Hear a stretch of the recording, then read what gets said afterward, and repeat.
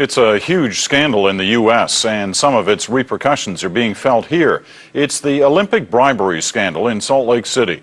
There are allegations the city won the Winter Games for the year 2002 by bribing some members of the International Olympic Committee. Tom Kennedy reports on the scandal and why it matters here. The whiff of scandal permeates the 2002 Games, and the International Olympic Committee is scrambling to reassure everyone it is cleaning up its act. Unseemly things had happened, but we never had the facts. No one had the courage to say, well, here's the ledger, here's what happened. And now we do, and we can take action. The scandal began last month. Accusations that Salt Lake City had bribed some IOC members with cash, gifts, possibly even the services of prostitutes, so it could get the 2002 Games. I have tendered my resignation today. Since then, the two top members of the Salt Lake City Olympic Committee have resigned, and the IOC has begun an investigation of its own members.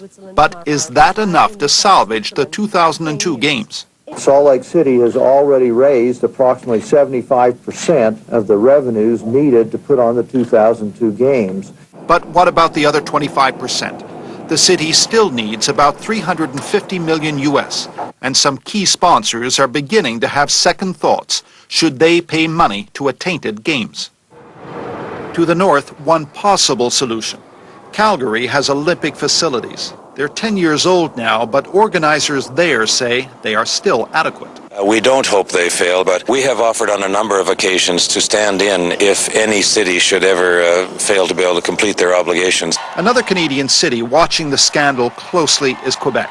3 years ago, it spent $12 million on its own bid for the 2002 Games.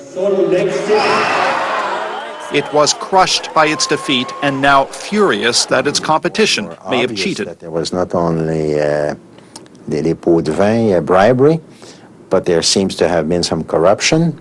Some Quebec organizers want to sue the IOC to get back the money spent on the 2002 Olympic bid.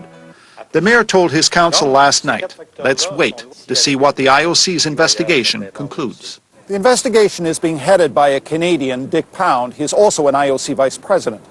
His report is due on January the 24th, and the IOC promises that the very next day it will fire any members found to be corrupt.